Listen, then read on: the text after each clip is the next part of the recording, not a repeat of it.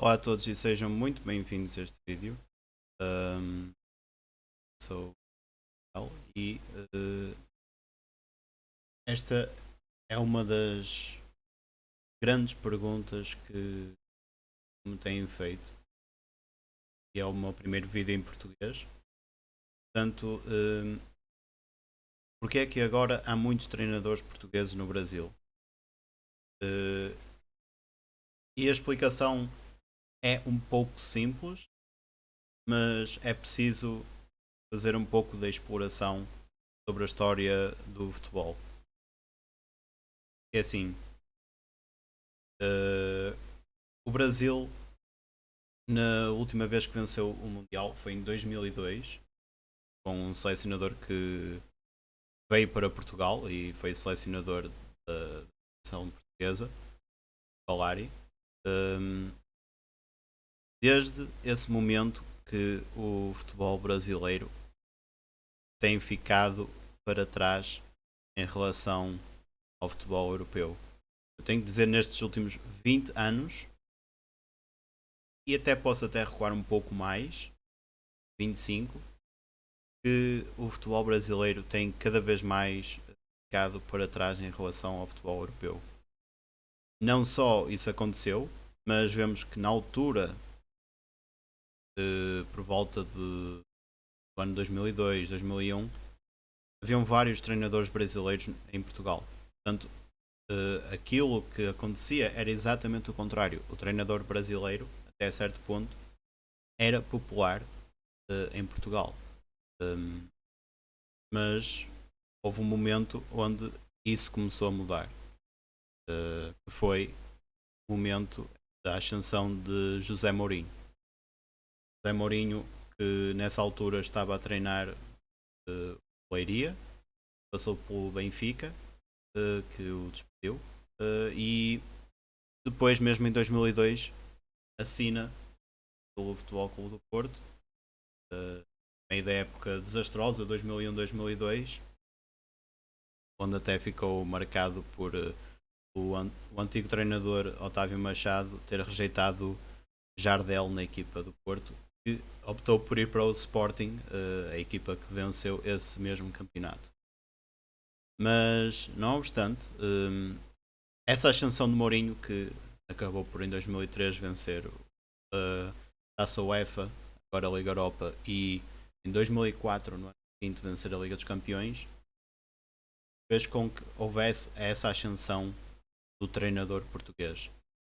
Todos aqueles que queriam tornar-se treinadores em Portugal têm José Mourinho como uma das, se não a maior referência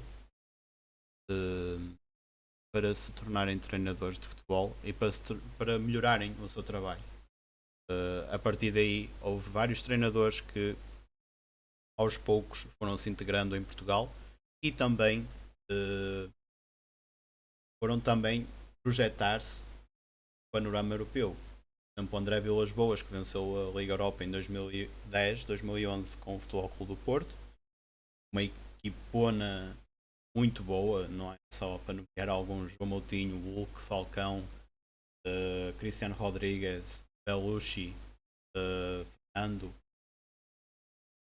portanto, vários jogadores com grande qualidade. Alguns que ainda hoje estão grandes clubes europeus. Depois Marco Silva, o próprio Jorge Jesus, que acabou por ir para o Brasil, para o Flamengo, ser um desses treinadores que agora estão no Brasil. Espírito Santo, Carlos Carvalhal, entre outros. Portanto, hoje o futebol português tem vários treinadores portugueses nas maiores competições. E o futebol europeu também conta com vários treinadores portugueses.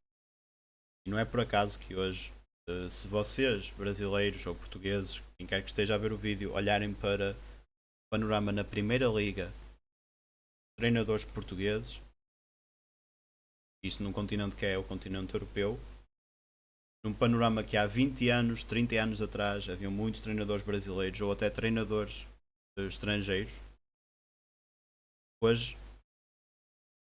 já nem há treinadores estrangeiros. Houve apenas o Paco Ayesteran Tondela esta época e acho que foi mal despedido porque está a caminho da final da Taça de Portugal, apesar de o campeonato não estar a correr tão bem, mas também foi despedido e agora foi um treinador português, por isso todos os treinadores na Primeira Liga são portugueses. Mesmo o Sporting e Porto, que já têm o seu treinador há pelo menos 2 anos e meio. O Porto já tem desde 2017 o mesmo treinador. Portanto, isso prova a grande qualidade dos treinadores portugueses e a confiança que as direções metem nesses mesmos treinadores. Mas é preciso dizer que Portugal, taticamente, claro que evoluiu bastante dessa altura do Mourinho, e a própria Europa, como um todo, evoluiu muito taticamente. E penso que o futebol brasileiro e o futebol da América do Sul em geral não conseguiu acompanhar essa evolução nos últimos 25 anos. E é por isso que vocês forem ver dividirem essa componente da história, e vamos juntar aqui Taça Intercontinental e Mundiais, porque foram feitos em anos diferentes. Houve uma passagem de Taça Intercontinental para Mundial e depois houve uma edição no meio que foi a Taça Intercontinental na mesma e voltou a ser depois Mundial. Mas nesses últimos 20, 25 anos, quantas vezes foi uma equipa da América do Sul a vencer essa mesma competição? Quase nenhuma. E quantas vezes uma equipa da América do Sul venceu antes de há 25 anos? Até podem mesmo dizer quantas taças intercontinentais foram vencidas pela América do Sul. Foram muito, muito mais. E esse é o sinal mesmo de que isto está a acontecer. Portanto, agora é preciso encontrar as razões para o qual isto está a acontecer. Primeiro, penso que a parte da globalização, de maior acesso à internet, faz com que todos, como um todo, toda a gente cresça. Porque torna-se uma plataforma mais fácil onde todos conseguem partilhar as experiências, o que fazer e o que não fazer.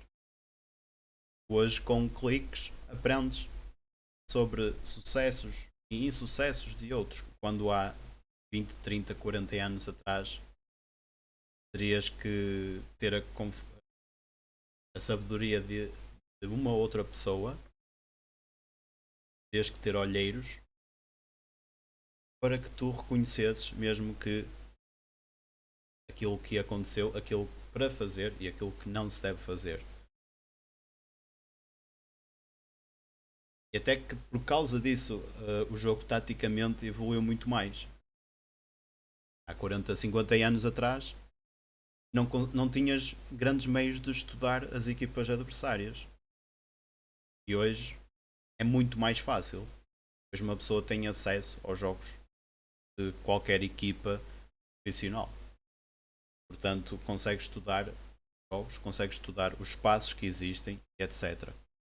Mas o Brasil e também a Argentina não conseguiram acompanhar essa grande evolução da globalização do futebol. Um dos grandes passos onde isso não aconteceu foi no sistema de futebol brasileiro. Isto foi uma coisa que eu primeiro notei até quando comecei a conhecer o futebol brasileiro, já há alguns anos atrás, ainda antes de entrar no Transfer Market. Foi eu olhei para o futebol brasileiro e fiquei logo estupefacto com o regime de jogos e o calendário das equipas. Ao que parece, vocês têm campeonatos estaduais, todos os estados do Brasil. Cada estado elege um campeão. Há uma competição para cada estado. E depois dessa competição terminar, começa a verdadeira época Brasileirão, da Taça do Brasil, Libertadores, barra Sul-Americana, e etc. Ok, e aqui há um grave problema, porquê? Porque o calendário não consegue hum, fazer com que tenhas todos esses jogos, com que os jogadores tenham condições para tal. Já nem na Europa não tens campeonatos estaduais, tens apenas um campeonato com 18 equipas, tens uma taça, ok, às vezes tens uma taça da liga, que são também 3, 4, 5 jogos, mas tens isso e tens a competição europeia. Liga dos Campeões, Liga Europa ou agora a Liga das Confederações da UEFA. Um, e mesmo assim já há pouco calendário. Ainda tem jogos da seleção também. E mesmo assim já é pouco calendário. Há muitas equipas onde notas cansaço. Imagine o que é do Brasil. Onde tens um Brasileirão, penso que tem 24 equipas. Tens campeonatos estaduais e não são intercalados, são primeiro uma competição, depois é outra. Tens Taça do Brasil e ainda tens as competições europeias. Para não falar das paragens de seleção a meio. Às vezes nem são paragens, às vezes as equipas continuam a jogar durante as paragens de seleção, o que é para mim era ridículo. Um, mas, ok, campeonatos estaduais, o que é que te dão? Dão-te um acesso a uma Sul-Americana, dão-te acesso à Libertadores, um, dão privilégios que um Brasileirão não dá? Não? Portanto, qual é o interesse de ter aquilo? Exatamente. Há várias vantagens em retirar esses campeonatos estaduais. Primeiro, se queres ver quem é o melhor do estado, olhas para, olhas para a classificação da Série A, quem ficar melhor classificado é o melhor. Ponto final. Acho que isso nem há discussão. Não é? Aqui em Portugal, eu quero ver a melhor equipa do Distrito do Porto. Eu olho para a classificação da Primeira Liga, a primeira equipa que apanhar a mais bem classificada que estiver no Distrito do Porto é a melhor equipa. Sendo o Porto, sendo o Boa Vista, sendo o Paço de Ferreira, sendo o Rio Ave, sendo o Penafiel, sendo o Varzim, o Leixões, sendo qual for. A equipa que estiver melhor classificada é melhor do distrito. Não é preciso andar com essas coisas. E o campeonato? Penso que deve também sofrer algumas alterações em termos do número de equipas. 18, 20 equipas no máximo. Penso que o Brasil, como é muito grande, 20 equipas, parece-me bem. Porque, para além disto tudo, quando nós estamos a falar de cansaço, por exemplo, em Portugal estamos a notar cansaço, e olha o tamanho de Portugal. O tamanho do Brasil é 100 vezes maior que o tamanho de Portugal. Eu não sei se a matemática está correta, que nem foi verificar, mas relativamente, não é? Portanto, imaginem o que é. Tem um jogo de 2 dias e onde tem que viajar, tal como se de Portugal fosse tivesse uma viagem para a Ucrânia, para a Polónia. É isso que acontece de 2 em 2 dias. Portanto, é claro, primeiro lugar, alivia o calendário. Segundo lugar, hum, as equipas estão muito mais preparadas para os jogos. Terceiro lugar, retira jogos que não têm importância. Não têm importância. Porque, na minha opinião, o campeonato estadual não tem importância, como eu disse. A melhor equipa é quem está melhor classificada. Hum, portanto, é um bocado redundante estar a fazer um campeonato estadual e depois um brasileirão. Hum, e há maior treino maior tempo disponibilizado para realmente fazer evoluir os jogadores. Porque é isto que está em conta. Os jogadores no Brasil não estão a evoluir por causa disto. Tem muita qualidade, e arrisco-me a dizer, é o país que tem maior qualidade, que sempre teve maior qualidade em termos individuais dos jogadores, mas quer dizer, ainda por cima com as mudanças de treinadores que há no Brasil, a culpa é menor é do treinador. O treinador não tem culpa porque os jogadores nem têm tempo para preparar para um jogo. Esta é que é a verdade. Os jogadores no Brasil, uma equipa no Brasil, não tem tempo para preparar um jogo. Quer dizer, o treinador vai fazer o quê? Vai fazer milagres? Não faz milagres. Seja português, seja do Brasil, seja o que for. Agora, houve coisas que também no próprio treinador brasileiro que aconteceu tal como aqui há 20 anos, onde começou-se a desleixar. Foi o tipo de estrutura e de controlo em vários níveis, como por exemplo o maior controlo ao nível da alimentação dos jogadores, que é fundamental. Tens um plantel onde os jogadores vão muitas vezes comer fora para restaurantes, comer hambúrgueres e etc. Não tem nada a ver do que quando os jogadores têm uma boa dieta regularizada por nutricionistas, onde comem saudavelmente, têm uma boa dieta para estarem na melhor forma física, especialmente no caso deles em que jogam muitas vezes, é fundamental uma grande qualidade na alimentação, ainda mais do que aqui. Em várias outras culturas de academia, scouting, scouting também na formação, muitos outros aspectos.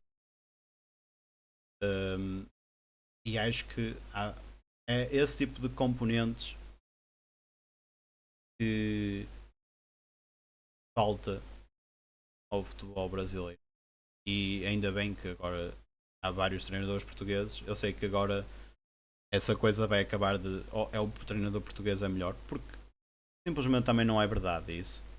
Apenas é verdade que o treinador brasileiro, no geral, ficou mais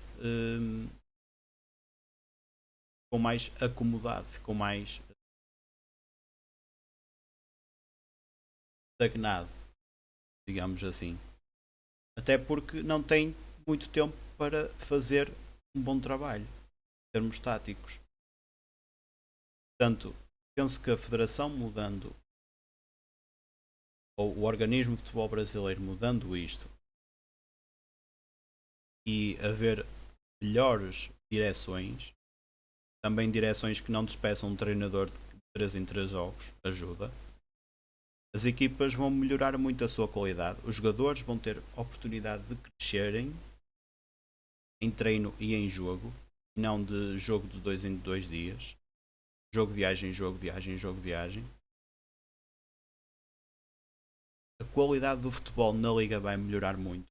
Sim, é competitivo, muito fixe ser competitivo, é verdade, mas é muito mau que essa competitividade custe, seja à custa do cansaço dos jogadores. Os adeptos vão para os estádios para ver duas equipas com os jogadores esgotados a todo o tempo. Portanto, penso que é isso a base do que tem que alterar no futebol brasileiro. Apesar disso, vi uma excelente final. Duas mãos que foram muito boas, uma para cada lado do Paulistão. Foi o Palmeiras e o São Paulo. Na segunda mão, o Palmeiras com um apoio fantástico, e os jogadores estavam com uma confiança tal que parecia não conseguiam falhar, não conseguiam não vencer aquela taça. Muito fortes, muito dominadores. Na primeira mão, São Paulo teve a jogar muito bem. Isto não torna as duas equipas, ou seja, não torna o São Paulo de repente uma equipa má. Apenas não funcionou muito bem naquele jogo. E tem que continuar a trabalhar. É uma amostra que quando uma equipa perde, tem que continuar a trabalhar. Não é, olha, temos que começar aqui a saltar logo treinadores cada vez que perdemos, porque isto não funciona assim. Não vale a pena pensar a curto prazo nos resultados, não te dá nada no fim. As direções têm que ter uma estratégia para aquilo que querem, e isto não é só de resultados. Olha, queremos ganhar estes jogos todos. Não é só isto. Muito mais que uma direção deve fazer em termos de promover da formação, da filosofia do jogo e etc. Que querem incutir e que têm acordo com o treinador. Não é queremos vencer e se não vencermos, fora com o treinador. Porque isso aconteceu em Portugal e deu no que deu. Os treinadores em Portugal estão no Porto e no Sporting, as duas equipas que agora estão a vencer mais, tiveram exatamente esse tipo de propósito, que foi tem a sua identidade, foi negociada essa identidade com o presidente, e olha onde estão agora. O Sporting não vence, não, mas o treinador continua porque a equipa joga muito bem. E o Porto também já perdeu campeonatos, mas continua porque a equipa joga também muito bem. Às vezes não tem os melhores jogadores, sabe? Teve o fair play financeiro, mas há uma equipa que joga bem e onde o treinador dá sempre tudo para a equipa vencer e para, neste caso, como nesta época que vocês forem ver a equipa do Porto, tem muitos produtos da formação, mesmo no Sporting também, e no Benfica também já teve, antes do Jorge Jesus, já teve vários produtos da formação, João Félix, Cancelo, Bernardo Silva, o Renato Sanches, etc, etc. Por isso, é exatamente esta a minha opinião, como o futebol brasileiro pode melhorar muito. Imaginem o que será o futebol brasileiro quando aplicarem este tipo de coisas que às vezes são pequenas na Europa. Isto acontece na Europa. As boas práticas acontecem na Europa toda, mas vêm mais portugueses para o Brasil por causa da língua. Porque se no Brasil se falasse espanhol, vinham treinadores espanhóis. Ou francês, vinham treinadores da França. É essa a vantagem que o português tem em relação aos outros europeus. Sabem falar português muito facilmente e vão para o Brasil e trazem estas práticas europeias. Dão resultado comprovado. Portanto, é isto. Espero que tenham gostado. Se tiverem alguma questão que eu queira ter num vídeo futuro do YouTube, certamente deixem um comentário. Se quiserem, deem gosto ou partilhem com todos os vossos amigos, colegas, família, etc. E espero que tenham um bom resto de semana e aproveitem.